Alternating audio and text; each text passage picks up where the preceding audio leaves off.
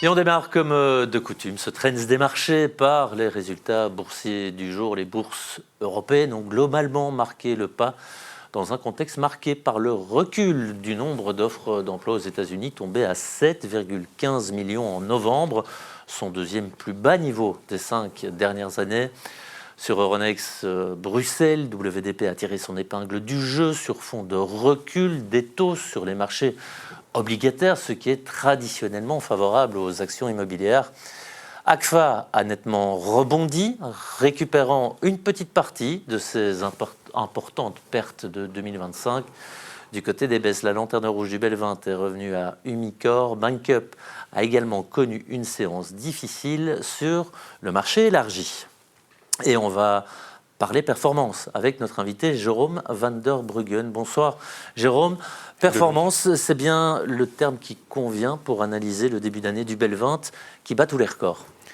Il a battu un record historique aujourd'hui pendant la séance, mais je pense qu'il va falloir s'habituer à cet état de fait, puisqu'on a cassé le plafond de verre en août de l'année dernière, le plus haut historique, qui avait été atteint 18 ans auparavant, donc juste avant la grande crise financière de 2007. Donc si la bourse performe bien, on va avoir régulièrement des plus hauts historiques. D'ailleurs, dans le sillage de ce que fait l'Europe, qui a aussi cassé l'année dernière, mais un peu avant son plus haut historique, mais qui lui datait de 25 ans auparavant, donc de la bulle de l'an 2000, à l'époque où Nokia valait 300 milliards d'euros. Et donc en Europe aussi, on bat des records historiques régulièrement. Alors même si les bourses européennes, on l'a dit tout à l'heure, ont marqué le pas ce soir, quelles sont les tendances qui expliquent l'état de forme des bourses européennes ? Je pense que l'Europe a une chose pour elle, c'est qu'elle est bon marché. En tout cas, lorsqu'on la compare à l'Amérique, elle se traite à une décote. On peut accéder au flux de dividendes des entreprises américaines à un prix largement inférieur au prix qu'on paye en Amérique pour y accéder. Une décote de 35%. Et pour les gens qui cherchent d'autres choses que toujours la tech américaine, il y a des choses intéressantes. Moi, j'en nommerai 4. D'abord, la qualité de nos entreprises industrielles, dans lesquelles il y a de la défense. On a aussi des entreprises qui bénéficient des dépenses dans l'infrastructure de l'intelligence artificielle. On a des petites et moyennes, des small caps, comme on dit, qui performent bien. Et on a aussi un secteur bancaire qui, pour l'instant, est en forme. Alors, on va commencer par la défense. La situation géopolitique ne va pas nous démentir. Et là aussi, on perçoit une trajectoire positive. Oui, malheureusement, le budget qui est dépensé aujourd'hui pour la défense a fait x4 par rapport à 2019. En 2025, on aura dépensé quelque chose comme 130 milliards pour du matériel de défense en Europe. Donc, en 2019, c'était 35 milliards. Et on a des très belles entreprises industrielles. Ça, on peut par contre s'en réjouir, des très belles entreprises industrielles dans l'aéronautique, dans le secteur naval, dans l'électronique, qui bénéficient de ces dépenses. Et donc, c'est un secteur qui continue à être assez porteur. On passe à l'intelligence artificielle. Évidemment, on le sait, elle concentre toute l'attention. Et on s'intéresse aussi de plus en plus aux infrastructures qui sont liées à l'IA. Oui, l'infrastructure IA, c'est le thème d'investissement, je dirais, sur les bourses américaines en tout cas. Mais en Europe, on n'oublie pas qu'on a quelques très belles entreprises, peut-être même une des plus belles d'entre elles qui est, disons, un fabricant de machines-outils basé à Eindhoven, que tout le monde connaît, qui est une ASML, qui est une boîte qui est au cœur de ces dépenses. Mais on a d'autres entreprises, notamment dans tout ce qui est fabrication de matériel électrique, puisque pour faire tourner un centre de données, il faut de l'électricité.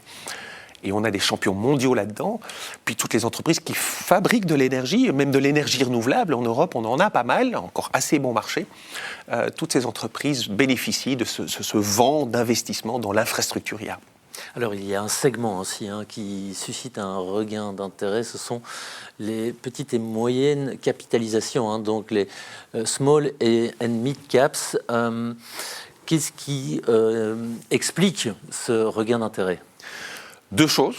La première chose, c'est il y a une décote par rapport à la décote en Europe. Si vous investissez dans le secteur des small caps, vous payez moins cher que pour les grosses entreprises. Et en Europe, on a déjà cette décote. Donc le fait qu'elles sont bon marché. Et puis la deuxième chose, c'est qu'on a toute une série d'entreprises industrielles de second plan, donc pas des champions mondiaux, mais de second plan, qui bénéficient du ruissellement des dépenses dans l'infrastructure et dans les dépenses. Et voilà pourquoi elles réattirent l'intérêt des investisseurs. Et enfin, on se tourne vers les banques européennes. Est-ce qu'on peut s'attendre à une année 2026 aussi fastueuse que l'année dernière ? Alors l'année dernière était une belle année, mais n'oubliez pas que 2023 et 2022 étaient aussi de belles années. Le secteur a été un peu redécouvert par les investisseurs en 2022 lorsque les taux d'intérêt ont commencé à augmenter. Et je pense qu'il y a deux raisons pour lesquelles la performance boursière des banques peut continuer. D'abord parce que les taux d'intérêt vont baisser, mais ils ne vont pas baisser beaucoup plus bas que 2%. Or, à 2%, le secteur continue d'être profitable. Et puis la deuxième chose, c'est que même si le secteur s'est renchéri par rapport au niveau très très bas qu'il avait atteint en 2022, lorsque les taux étaient extrêmement bas, on n'est toujours pas au niveau d'avant la grande crise financière. Or, on est dans un environnement bancaire qui, selon moi, est plus safe que ce qu'il n'était avant la grande crise financière. Et donc, si on résume, la défense, les infrastructures IA, les small caps et les banques sont à suivre cette année. Merci Jérôme et bonne soirée. Merci Loïc. Et voilà qui conclut ce Trends des marchés. Je vous souhaite une excellente soirée.